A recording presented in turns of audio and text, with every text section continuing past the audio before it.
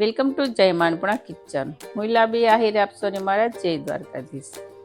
તો આજે હું તમારી સાથે શેર કરીશ તેલમાં તળેલા અને તેલમાં તળ્યા વગરના બે પ્રકારના દહીંવડાની રેસીપી. તો આ દહીંવડાની રેસીપી છે ને આપણે બે દાળમાંથી બનાવીને તૈયાર કરવાની છે. એક તો છે અડદની દાળ અને એક છે મગની દાળ. તો પરફેક્ટ મેઝરમેન્ટ સાથે આજે હું તમારી સાથે દહીંવડાની રેસીપી શેર કરીશ. તો પરફેક્ટ મેઝરમેન્ટમાં જોઈએ તો અહીંયા મેં આ 3 કપ લીધી છે અડદની દાળ અને આ 2 કપ લીધી છે મગની દાળ. તો જો તમે આ રીત ફોલો કરી અને દહીંવડા બનાવશો ને તો તમારા દહીંવડા એકદમ નરમ, મુલાયમ, સોફ્ટ, સ્પોન્જી બનશે.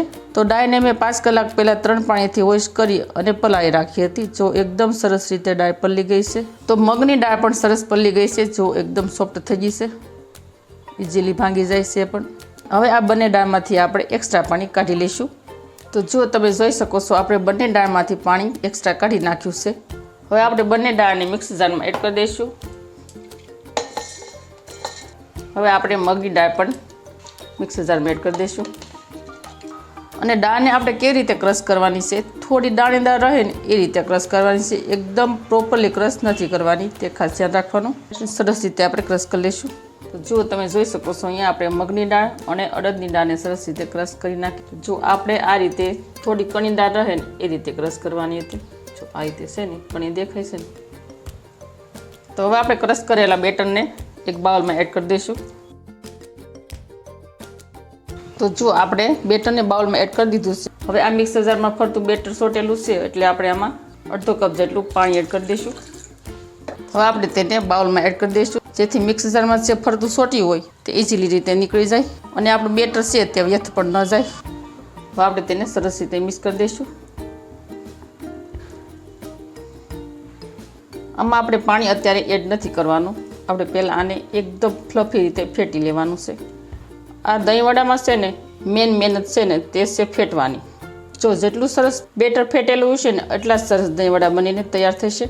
તો જો આપણે ચમચા વડે સરસ રીતે મિક્સ કરી નાખ્યું છે. હવે આપણે આ બેટરને હાથ વડે ફેટવાનું છે. હાથ વડે ફેટીશું એટલે હવાના કણ ભરાશે અને એકદમ ફ્લફી બેટર ફેટાય અને તૈયાર થશે. હાથ વડે આપણે એક જ રાઉન્ડ ઉપર ફેટવાનું છે આ રીતે.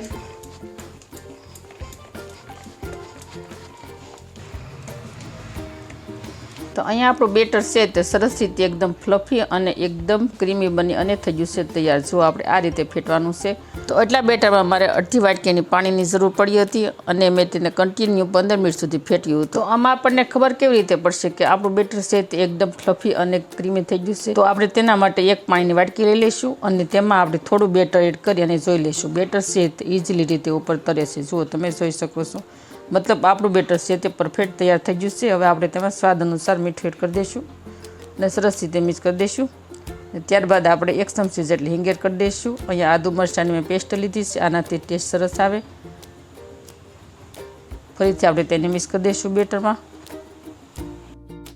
તો આ બેટરમાંથી હું તમને 2 અલગ રીતે વડા બનાવી અને બતાવીશ. તો પહેલાં આપણે ફ્રાય કર્યા વગરના વડા બનાવવાના છે. તો તેના માટે હું થોડું બેટર અલગ રાખી દઈશ અને તેને આપણે સાઈડમાં મૂકી દઈશું.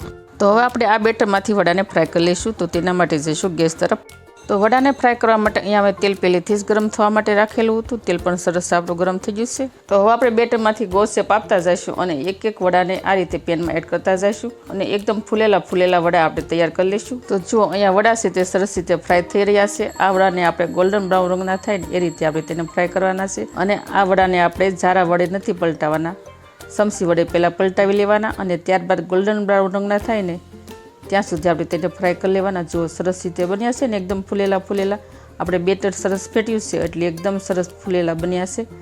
હવે આપણે તેને એક ઝારામાં કાઢી અને પ્લેટમાં લઈ લઈશું. આ રીતે બીજા વડા પણ તૈયાર કરી લઈશું ફ્રાય કરીને. તો અહીંયા આપણા ફ્રાય કરેલા વડા સરસ રીતે બનીને તૈયાર થઈ ગયા છે. જો હું તમને એક વડું તોડી અને બતાવું. જુઓ બન્યા છે ને એકદમ સરસ જાળીદાર અને સોફ્ટ મુલાયમ. તો હવે આ વડાને આપણે સાઈડમાં મૂકી દઈશું. તો હવે હું તમને બતાવીશ વડાને બનાવવાની બીજી રીત. તો વડાને આપણે તેલમાં ફ્રાય કર્યા વગરના કેવી રીતે બનાવવા તે જોઈ લઈશું. તો તેના માટે આપણે સપટી ઈનો એડ કરી દઈશું બેટરમાં અને એક્ટિવ માટે આપણે થોડું પાણી એડ કરી દઈશું અને સરસ રીતે બેટરને ફેટી લઈશું. જો આપણે આ રીતે બેટર તૈયાર કરવાનું છે.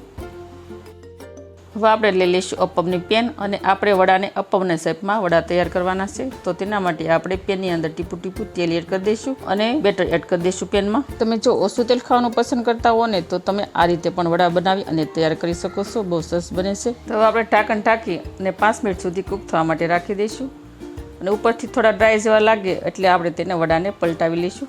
તો આપણે એક બાજુથી સરસ રીતે કૂક થઈ ગયા બાદ આપણે તેને પલટાવી લઈશું અને બીજી બાજુ પણ સેમ પ્રોસેસથી કૂક કરી લઈશું. તો અહીંયા આપણા વડા થઈ ગયા છે તૈયાર. હવે આપણે તેને એક પ્લેટમાં કાઢી લઈશું. હવે આપણે વડાને એકદમ સોફ્ટ કરવા માટે થોડુંક આપણે હળકું પાણી લઈ લઈશું એક બાઉલમાં અને તેમાં આપણે થોડા વડા એડ કરી દઈશું અને આપણે તેલમાં ફ્રાય કર્યા વગરના પણ એડ કરી દઈશું વડાને. હવે આ વડાને આપણે 10 મિનિટ સુધી આમ જ પાણીમાં પલળવા માટે રાખી દઈશું અને તેમાં આપણે થોડું મીઠું એડ કરી દઈશું. આગળ મીઠું એડ કરતાં ભૂલી ગઈ હતી. અને તમારે જ્યારે વડાને પાણીમાં એડ કરવાના હોય ને ત્યારે પાણીમાં જ મીઠું એડ કરી દેવાનું અને તેમાં આપણે થોડા લીલા ધાણા એડ કરી દઈશું અને ઢાંકણ ઢાંકી અને આપણે 10 મિનિટ સુધી આને આમ જ રહેવા દઈશું એટલે આપણા સરસ વડા છે તે પાણી એબ્ઝોર્બ કરી લે અને સરસ ફૂલી જાય. તો મારે અત્યારે જેટલા વડાની જરૂર હતી એટલા વડા મેં પાણીમાં એડ કર્યા છે અને થોડા વડા અમે ફ્રાય કરીને રાખ્યા છે. તેને તમે કોઈ પણ આ રીતની કાચની બોણીમાં ભરી અને 4 થી 5 દિવસ સુધી સ્ટોર પણ કરી શકો છો. જ્યારે તમારે આ દહીં વડાને ખાવાનું હોય ત્યારે તમારે ગરમ પાણીમાં એડ કરી અને દહીં વડા બનાવી અને ખાઈ લેવાના અને તમારે ફ્રીજમાં રાખવાના. હવે આપણે દહીં લઈ લઈશું અને દહીંમાં આપણે 2 ચમચી જેટલી મીઠાશ માટે સાકર એડ કરી દઈશું અને તેને આપણે એક ઝેણીથી મંથન કરી લઈશું અને એકદમ આપણે સરસ ફેટી અને ઘટ કરવાનું છે. જો આ રીતે એકદમ ક્રીમી દહીં જેવું થઈ જવું જોઈએ. તો 10 મિનિટ બાદ આપણે ઢાંકણ ખોલી અને જોઈ લઈશું. વડા પણ જુઓ સરસ રીતે ફૂલી ગયા છે. પાણી સરસ એબ્ઝોર્બ થઈ ગયું છે. જો આ રીતે આપણે વધારાનું પાણી છે તે નિતારી લેવાનું હવા હાથે. હવે આપણે પાણી નિતારેલા વડાને આપણે બાઉલમાં સર્વ કરી લઈશું. તેની ઉપર આપણે સરસ રીતે દહીં એડ કરી દઈશું. તો આપણે દહીં વડા બનાવ્યા છે એટલે આપણે દહીંનું પ્રમાણ થોડું વધારે રાખીશું તો જ સરસ રીતે ખાટા મીઠા ખાવાની મજા આવશે. તો આપણે થોડી એડ કરી દઈશું ગ્રીન ચટણી. ગ્રીન ચટણી પણ મેં ઘરે જ બનાવી છે, આદુ મરચાં ફુદીના અને લસણની. અને ત્યારબાદ લઈ લઈશું ખજૂર આંબલીની ચટણી. ખજૂર આંબલીની ચટણીને પણ હું 2-3 મહિના સુધી ફ્રીજમાં સ્ટોર કરીને રાખું છું ઘરે બનાવીને. તેને પણ આપણે થોડી વડા ઉપર એડ કરી દઈશું અને ત્યારબાદ લઈ લઈશું ચાટ મસાલો. ઉપરથી આપણે સ્પ્રિંકલ કરી લઈશું. બહુ સરસ ટેસ્ટ આવે છે. અને ત્યારબાદ લઈ લઈશું સૂકું લાલ મરચું પાવડર. ત્યારબાદ લઈ લઈશું જીરાનો પાવડર. તેને પણ આપણે સરસ રીતે થોડો સ્પ્રિંકલ કરી લઈશું ને ઉપરથી આપણે થોડી સેવ ભભરાવી લઈશું.